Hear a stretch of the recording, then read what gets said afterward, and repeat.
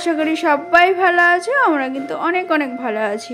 তো আগে থেকে একটু বৃষ্টিটা কমেছে, আর আগে দেখো জঘন্য রকমের বৃষ্টি হচ্ছিল, কি বলবো। তাও তোমাদের সাথে একটু ফুটেজটা তুলে ধরেছিলাম। সকাল থেকে বৃষ্টি হচ্ছে, তারপরে কিন্তু ওয়েদারটা ভালোই হয়েছে আজকে সারাদিন। তো বৃষ্টি হচ্ছে তো কি হয়েছে, রান্না বান্না তো করতে হবে। আজকে কি কি রান্না করছি দিদি সব কিছু তোমাদের সাথে শেয়ার করব, আর কি কি সারাদিন করেছি সব কিছুই শেয়ার করব।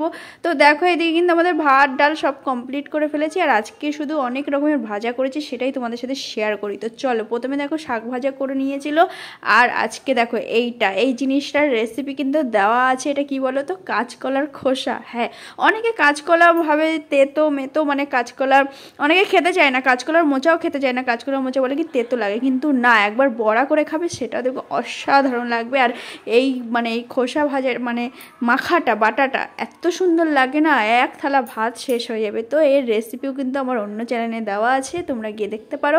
আর এদিকে দেখো ডাল কিন্তু ফুটছে, আর বেশিরভাগ দিদি এইভাবে কিন্তু ডাল রান্না করে, আমরা যেরকম কড়াই ফোড়ন দিয়ে তারপরে করি, কিন্তু না, দিদি কিন্তু প্রেশার কুকারে আগে ডালটা ভালো করে ফুটিয়ে নেবে। ফুটানোর পর কিন্তু দেখো এখানে হাতটা ইউজ করে হাতে তেল ঠেল দিয়ে ফোড়ন দিয়ে তারপরে কিন্তু ডালের ভেতরে দিয়ে দেবে। তো এদিকে দেখো কত রকমের ভাজা কেটে রেখে দিয়েছে, পটল শাক ভাজা তো দেখালামই। আর এইদিকে দেখো পটল পটলটাকে হলুদ নুন দিচ্ছে, তারপরে হলো কলাটাকে ফেলে দিলে তো হবে না, কলার খোসাটাকে বাটা করে যে, আর কলাটাও ভাজা করতে হবে। তো এখানে কিন্তু কলাটাকেও কিন্তু ভালো করে নুন হলুদ দিয়ে কিন্তু রেখে দেবে, তারপরে কিন্তু আস্তে আস্তে সব কটা কিন্তু পরপর ভাজবে। প্রথমে পটলটা ভাজবে, তারপরে কিন্তু কলাগুলো ভাজবে। আর কলাতে অত বেশি তেল লাগে না, পটলেও তেল লাগে না। তো এইদিকে দেখো কিন্তু কড়াইতে কিন্তু গরম বসিয়ে দিয়েছি, আর এদিকে পটল ভালো করে মেখে নিচ্ছে পটলটাকে, যাতে নুন হলুদটা ভিতরে ভালো করে ঢোকে। আর এদিকে পরপর কিন্তু পটলগুলো দিয়ে ভাজা করে নেবে। তারপরে গাইস দেখো একদমই পটল ভাজা কমপ্লিট হয়ে গেছে, তারপরে তোমাদের দেখিয়েছি। আর এদিকে দেখো এবার কড়াটাকে ভাজবে, আর এদিকে কড়াইও বসিয়ে দিয়েছে, গরম হচ্ছে হালকা। তো এদিকে দেখো এইদিকে কড়াই গরম হতে থাকুক, আর ততক্ষণ তোমাদেরকে একটা কথা বলি।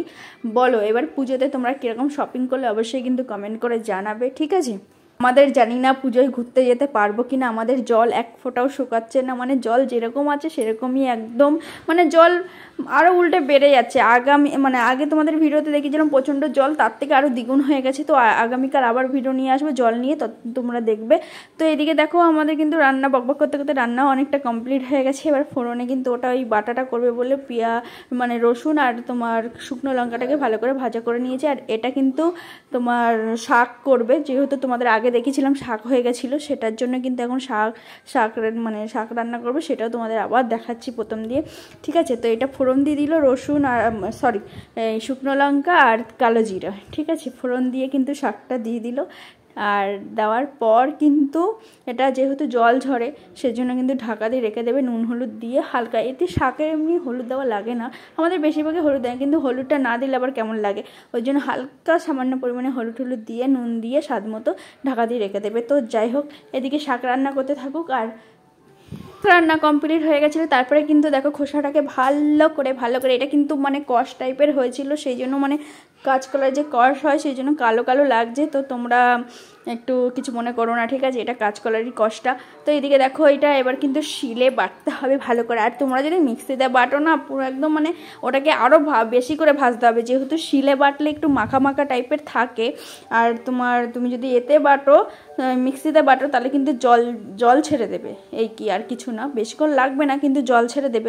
হাতে শিলে বাটা সব থেকে ভালো, সত্যি বলছি সব থেকে ভালো। আর এইগুলো কিন্তু পুরো একদম বেটে নেবে শিলেতে, একদম খুব সুন্দর, সত্যি অসাধারণ লাগে, অসাধারণ অসাধারণ। তো গাইস দেখো আমাদের কিন্তু রান্না কমপ্লিট, দিদির কিন্তু রান্না করে নিয়েছে। দেখো কলা ভাজা, কলার খোসা বাটা, পটল ভাজা, শাক ভাজা, লাল শাক, আর কতদিন পর লাল শাক খাচ্ছি গাইস, লাল শাক। তো যাই হোক, আরেকটা জিনিস দেখাবো, তো চলো তোমাদেরকে। বন্ধুরা চলে আসো জলদি। দেখো এত বড় ইঁদুর তোমরা কোনোদিনও দেখেছো? আর আমাদের বাড়িতে অনেক প্রচুর ইঁদুর আছে, আর এত বড় ইঁদুর, ওর দেখো এতটা সাহস।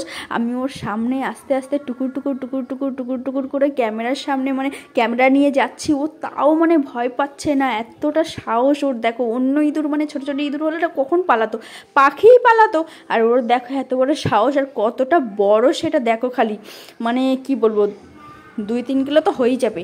ফোনে এরকম মনে হচ্ছে কিন্তু অনেক বড় আছে।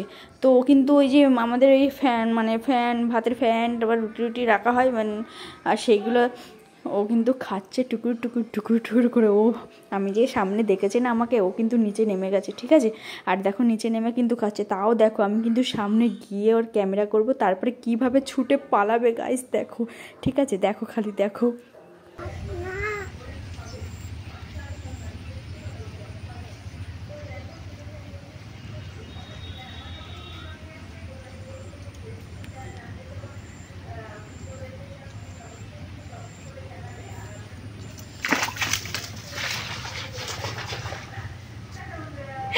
পালিয়ে গেছে।